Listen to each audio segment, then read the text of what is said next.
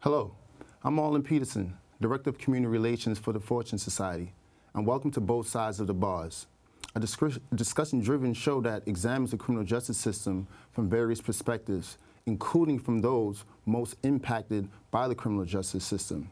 We discuss critical questions about how the current system works, its intersections with social justice, and we highlight the efforts that are being made to improve the lives of everyone that is affected by it. We ask you, the viewer, to spread word about the Both Sides of the Bars and share your comments with us on Twitter at The Fortune Society. Today's show, we have two distinguished guests. We have Cheryl Wilkins and Vilma Donovan. Thanks for being with us today on Both Sides of the Bars. Thanks for having us. So Cheryl Wilkins, you are the Associate Director of Criminal Justice Initiative and Supporting Children, Families, and Communities at the Columbia University School of Social Work, correct? That's correct. Thanks for being with us once again. Thank you. And Vilma, who before the show started said she has some beautifully new glasses that she wanted to sport off today. Vilma Donovan is reception manager at the Fortune Society. She supervises staff there, but some other things about Vilma is that she has testified at city council hearings. She's been able to speak by the Queens District Attorney at the annual Say No to Violence Week. And she is an actor of the Castle, a show that ran over a year. Through our founder, David Rothenberg, put it together, that speaks about the experience of people who had time inside the criminal justice system. And as a highlight for our audience today, you're going to perform an excerpt from it before we conclude today's show. Definitely. Thanks, thanks. So, you know, as two women on the show today, and we're speaking about this issue with both sides within the criminal justice system, I should say, I want us to sort of speak about some of the issues affecting women, but not only women. I think it would be wrong for me to say that because we have women on the show to just talk about women issue in prison. I think the issue that you all have insight on a myriad of issues within the criminal justice system. But particularly, Vilma, I want you and Cheryl know each other. So I'm kind of, for the audience, just kind of let us know how you all met each other. I think it speaks to the sort of importance of peer leadership and peer mentoring. All right. Well, I've been home now for 7 years, and I did 2 state bids, and my second state bid, I was in Bayview Correctional Facilities, and part of our programming was we had to go to a group, which was on, I think it was 19th Street. And I would go to this group. We'd have to go like once or twice a week. We'd go, and I met Missy. And Missy was there, and I would sit in this group and say how I have no place to live, I got no job, I don't know what I'm going to do or anything like that. And she said, trust and believe it's going to work out. So I was able to get into the academy, which is our transition house, the Fortune Academy. And it was my parole officer who said to me, why don't you go back to school? And I was terrified. I didn't think I was ever too smart for school. So I had seen a flyer that, it's a college initiative on it, the orientation date. Missy's name was, the name on it was Cheryl Wilkins. So I go that Friday, I remember, and I go into the room, and then I see Missy, and I'm like, Missy! And I start telling her everything that happened. I'm in Fortune now, and I got a place to live, and everything like that. She was really happy for me. And then I said, I'm here to see Cheryl Wilkins. And she says, I am Cheryl Wilkins. I never knew her. I never knew her as Cheryl Wilkins. So she's been a really big part of my reentry right from the beginning. Right from the beginning. We've been friends for a long time. Yeah. And regardless, she always checks on me and makes sure that I'm doing well, and still a big support even after 7 years. I appreciate that. This is a nice moment here on both sides of the bar. She's a good one. She's a good one. So with that being said, that narrative, Cheryl, so you were in a position of leadership by the time Vilma was going through her reentry process, right? And you helped her through and navigate that process. So this kind of, for the audience, let us know a little bit about how you got to the place where you are now. Also, I forgot to mention you're adjunct lecturer at Columbia University School of Social Work within the Criminal Justice Initiative. So how did you get to the point where you had that leadership position where you can now mentor and help Vilma out? Well, let me just say this, that first of all, reentry starts from inside. And when you're inside, I was fortunate enough to be in a program, in a facility that had leadership that basically, it supported women's changing. You were incarcerated yourself? I was incarcerated. I did 8.5 years. I was in Bedford Hills. I don't know if the programs that were created in Bedford Hills would have happened in Albion, because it's a whole different environment. And Westchester County is not going to thrive off of prisons being in that community. You know, it's one of the richest counties in the country, I guess. And on the other hand, Albion does thrive off, and its economy is based on prisons. So it's Albion is northern New York State. Very close to the Canadian border.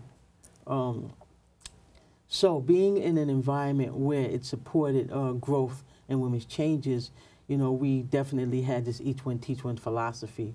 And, you know, I was just telling Velma, you know, people think that my first experience with advocacy happened with bringing college back to Bedford Hills through private funding, because college was taken away because of anti-crime bill with Bill Clinton in '94, and then Pataki soon took away the TAP, and but that wasn't it. I was advocating for an extra roll of toilet paper because it speaks to. Well, you have a piece that you want to share with yeah. us. Right? Just share the piece really quick. All right. So people who know me may think that my first experience with advocacy happened with bringing college back to a women's prison, but that wasn't it at all. It was advocating for an extra roll of toilet paper.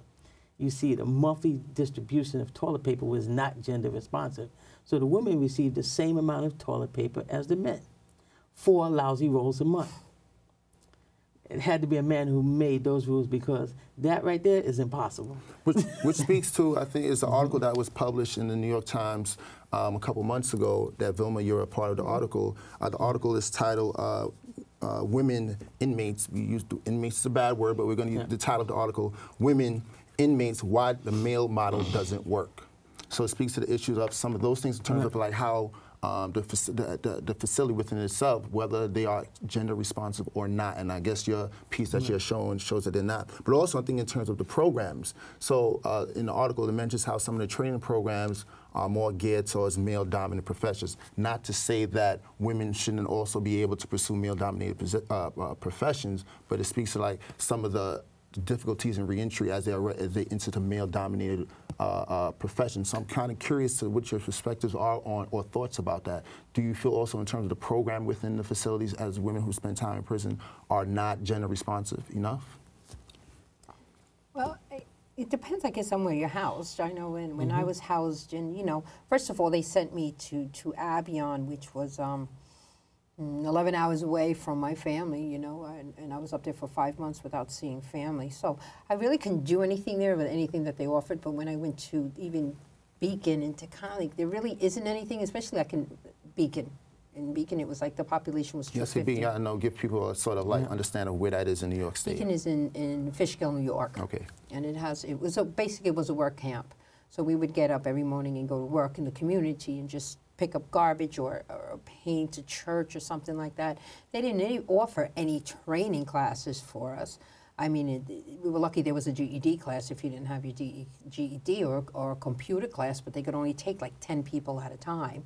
There really wasn't nothing there for anyone to come out with like they would in a men's prison that has much more programming than I think than the women's. And before you repeat, I want to just sort of like give some of the numbers, right? Just so that our audience can know. So in New York State, for instance, there at any point in time 35,000 women on some sort of correctional supervision, jail, probation, parole, prison, right? In this country, interesting enough, in the last 30 years, there's been an 832% increased amount of women in prisons. So 8-fold in the last 30 years. In between 2000 and 2009, there's been a 21.6 increase in the amount of women in prison compared to a 15.6 increase in the men. Now, we're not saying that, you know, the men need to ramp it up or anything like that, but I think it's important to understand that this is an increasing issue that we are not paying enough attention to. Yes. So I think that some of the reasons is, I mean, we can go as simple as saying that it's in the name of love. A lot of women are taking on situations because of their male mate and not knowing what they're getting into, whether it's being a mule, and that is trafficking drugs across different counties and states, not knowing the legal system. Men are more apt to know the legal system and when to cop out or when to go to trial. Women are not. Women are not familiar with getting proper representation, and even if you are familiar with it, most of the women are not don't have the financial means to get, you know, a paid lawyer. And when you go to trial and you don't have a paid lawyer, you have lack of knowledge, all equal to doing a substantial amount of time. For me, I was in a different situation. As far as prison, I had a supportive administration, and they looked at women's issues. A woman named Sister Elaine Roulette, she started a children's center, so that brought the family reunification piece into play, whether kids were coming up to, it's called a host program, where kids from the city were able to go to different families in the community, and the families would bring the kids to the prison, you know, over the summer each day. So that was a great family reunification process. Another one is trailer visits, where families can probably every 3 to 4 months spend time with somebody in prison in a family trailer position. So the family reunion program, so most people, when they hear about trailer, they think about boyfriend and girlfriend, husband and wife, but it's more than that, right? It's more than that. It's children, it's parents, you know, it's reuniting the family and during the time that's needed. You know, so that when a woman goes home, that you're not starting from square one. You know, you're finding out about how your kids are doing along the way. So it's not just in a visiting room. You know, so you're cooking, you're finding out what your kids eat and stuff like that, or reading, or what have you. But one of the things I found out that was really amazed me was, when a man goes to prison, the woman is there. She'll come up every week. She'll send the packages. She'll accept the phone calls, whatever he needs. What I found is that when a woman's incarcerated, it's different. Like, the man is there for like maybe 2 months, and the next thing you know, the man, they're not accepting phone calls, or they're calling the house and hearing the man's doing this, and the visits stop, and it's really hard.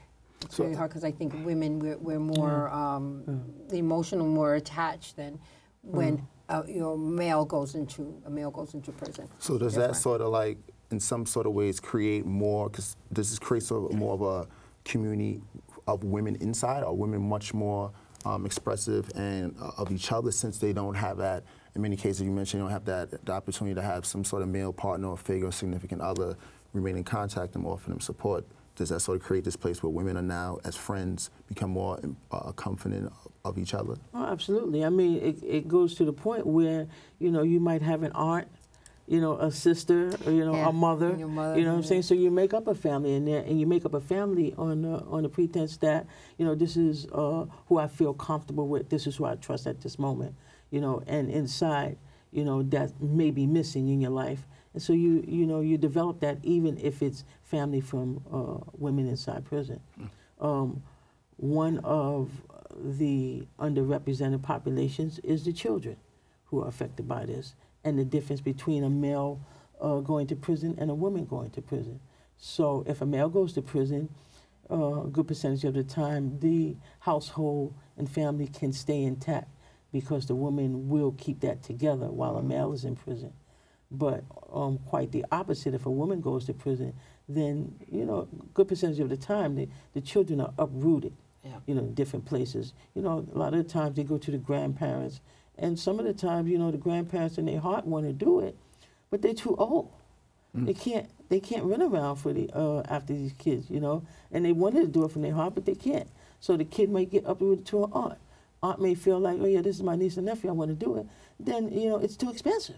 Yeah, that kind of goes to Eddie Ellis, who is, in many cases, many of our sort of mentors in many ways, who's a staunch activist, and who's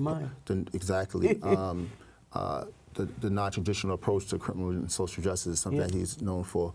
But, you know, one of the things he's spoken to, or has spoken about, him and his co-worker, colleague, Divine Pryor, is that there are no prison problems, there are community problems. Absolutely. And I think that's what you're speaking to, because now we have just family sort of breakup because of the woman, the mother, the caretaker is in prison.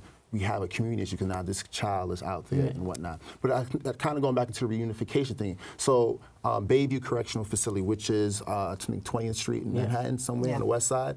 It was closed a couple years ago. So there are many folks who advocated against the closing of this prison. Now that may seem counterintuitive. Since when do we argue against closing the prison? And overall, Cuomo has closed about 13 prisons in his tenure as governor. But why would women be advocating, or why would people be advocating against the closing of a prison? Well, because let's say Bayview was considered what you call a medium minimum security prison, meaning that it's minimum on one side because it had the work release, and medium in status, or women were deemed appropriate to stay in Bedford, which is a maximum. So the other medium is in Albion. So that's, again, that's what, 2 minutes from the Canadian border. So when we talk about women reuniting with their families, or even staying connected with their children, it's almost, I mean, it's almost impossible, especially when you add to it that the free buses were removed. Free buses? So there was a bus service given by the state where families can go upstate and visit their loved ones that's in prison. That was removed. So now, I don't know, you might need about $400 or $500 to visit somebody upstate. If you had a couple of kids yourself, you're spending money on the bus fares, then you got to feed them along the way, then you leave a package for the loved one inside. And then it's like a 10-hour, 11-hour ride. Yes. I mean, that was my first stop when I left from Bedford, being that I couldn't understand why I couldn't go to Bayview, because it was only an hour from you know, seeing my family. No, they shipped me all the way up to Albion, 11 hours away. I was there 5 months before I was transferred. I saw nobody but just, you know, talking on the phone when I could. But there was no connection there, no nothing.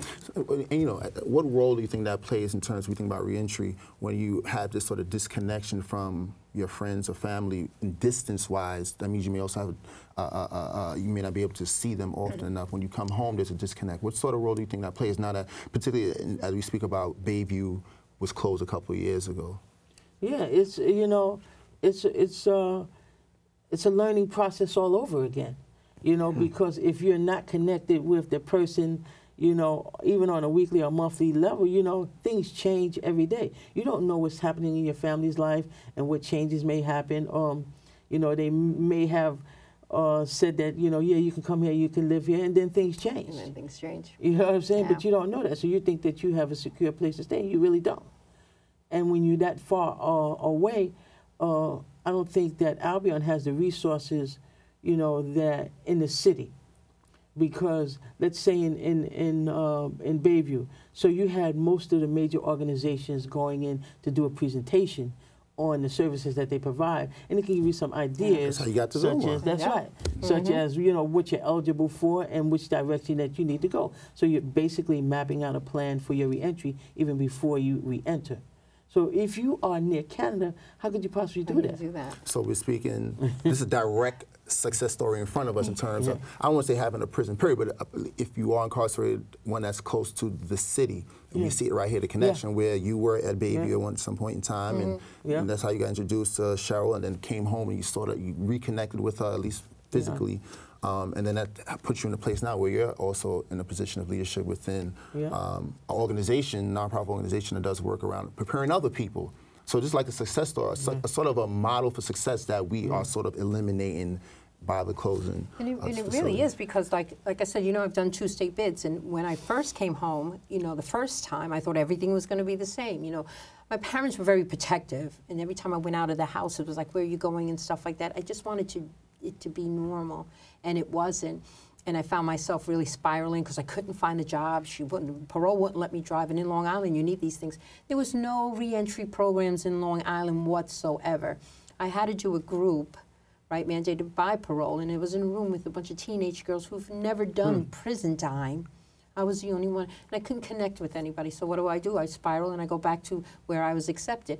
Now, when I came back the second time, I knew that I couldn't go there because I did that already. I had to connect with something, someone, some organization, some people that would help me, push me to where I am now. I mean, my life is like amazing, and we talk about family there. I'm going to Puerto Rico with a couple of girls I was locked up with on Wednesday. Right. Gotta go on Wednesday. Wow. You know what I mean? So it's like you have to have that. You can't do it on your own, and to have places in the city. Because I was ready even to go into a shelter because I couldn't go back to Long Island. And like Cheryl said, all these places would come in. The Osborne Society would come in, Fortune came in, all these people came in because the things are here in the city. Do you know how important it is to have a familiar face when you come home? You know, it is so important that a person can say, hey, Missy, hey, Cheryl, I'm trying to get in college. You know, can you help me? As opposed to being afraid of even exposing yourself to a level where Velma, we were in a support group, so she really, you know, let go of all of her fears in front of me. So I know exactly what she's dealing with. You know what I'm saying? And I want to feel that it was so important to her growth to know that, and so inspiring to see that people who have gone through what she's going through is now on another level. And you too can be on another level, and she is right now. You know, that is... I love you, man. Having a moment right you. now. I love you. I love her. I love you too. And I'm so proud of you. And that speaks to the importance of learned experience in this sort of work, in the whole reentry reintegration process. But also, you know, as a person, Cheryl, you're also a lecturer at, as I was mentioning, at Columbia University School of Social Work. You are doing some sort of research now. I believe it's called Changing Minds: the impact of college, the impact college has on women in a maximum security prison and women on the road to health. Can you tell us a little bit about that? All right. So I actually did Changing Minds while I was incarcerated. I became, quote unquote, an inmate researcher. And the reason is because we had the opportunity to pursue college while in prison. Very important, number one. And in pursuing college, I had to take a research methods class.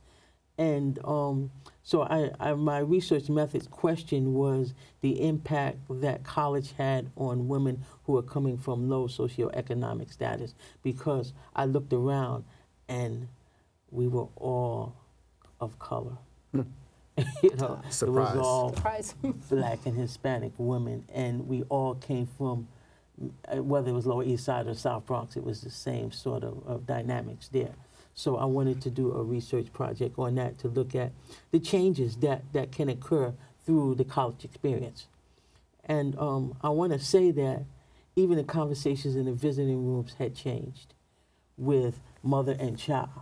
You know, as the mother became educated, she became more concerned about her child's education. You know, so it was no longer talking about, you know, play stuff and what's happening. How you doing in school? You know, what's happening with you in school? The connection was made. So as I started to look at the children who have an incarcerated parent, that came from another project that my colleague did her dissertation on, and that was children incarcerated parents. So we started a program called Teen College Dreams because we wanted to help children who had an incarcerated parent pursue college. But that wasn't the main issue. The main issue was getting them in the same room where a kid could look across the room and say, you know, I'm not alone. Hey, you know, because they're hiding it in high school. They're asking so many questions they don't have the answers for about parents. They're ashamed, they're embarrassed, you know, they're angry. And so we gave them a space to vent. And is this in this research now, or this movement, as you were kind of describing it, is it ongoing now through Columbia School of Social Work? Yes. So what we did next was look at the people who are working with these children. So social workers are working with children. And this you know what I'm saying? So we had to train social workers on how to work with youth who have an incarcerated parent. We're also doing some training with principals in public schools. Because you know why? Because that long trip that Velma was talking about, going to Albion, that takes 10 to 12 hours. So when your kid comes to your school Monday morning and he's not acting like his normal self, don't put him in, what do you call that? I know, special ed or something like that. Because, So if people want to learn more about that, I guess they can find you at Columbia University School of Social Work and find out more information about that. Vilma now, I know, as we mentioned, you're an actor, a thespian. I try to be. Now, The Castle is a play that David Rothenberg, the founder of Fortune Society, his background is in theater. Is in theater, And so he has this wonderful idea of having folks speak about the experiences in sort of like a monologue style, I think, with folk speak. And you've been able to perform this all over the country. Can I say that? We went to Wisconsin, Florida, Jersey, Connecticut, wherever they ask for us, we go. And it's just 4 of us sitting on stools telling our story from childhood to drug abuse to prison to who we are now. So here's your chant for the both sides of the bars audience. Let's give them a snapshot of the castle. All right. In prison that first time, I didn't do any real work on myself. I took all the programs, drug-related and other, but I just talked because I knew how. I relapsed when I was in work release, and that was in 2001. And I made the decision then, and I have been drug-free ever since. You see, that last drug trip, it scared me. I don't know what happened to me for a 15-hour period. I blacked out. Now, where that should scare everybody, it doesn't. It scared me. Let me explain. I remember being in a bar and looking up at the clock, and it was 9 o'clock that night. My next conscious moment was noon the next day. And when I woke up, there was drugs and money in my pockets, and I don't know what happened. I don't know if I robbed somebody or if I killed somebody or if I was raped. I went for HIV testing the next day, and that was it for me. I had hit my rock bottom, and I just wanted something better. It wasn't until after my second prison bid that programming started to matter to me, because you see, there is nothing in the prison atmosphere that makes you want to change. Prison, it's a very negative atmosphere. But when you're ready to change, you can get past that negativity. When I started to change, when I wanted to change, prison, it couldn't stop me. So through the castle, I've been going to Broadway and off-Broadway shows. You know, my high is from the life I'm leading today. A while back ago, Christine Ebersol came to the castle for a performance, and when she got there, she came upstairs to my room. So we're in my room, and we're taking pictures and talking like we're best friends. And when we got downstairs and she started to perform, all I thought about was, wow. A year ago, I was in a New York State prison. And today, I'm conversing and taking pictures on my cell phone with a 2-time Tony Award-winning actress. Isn't that something? You know, I found the love and the acceptance I've always been looking for, without the drugs, without the alcohol.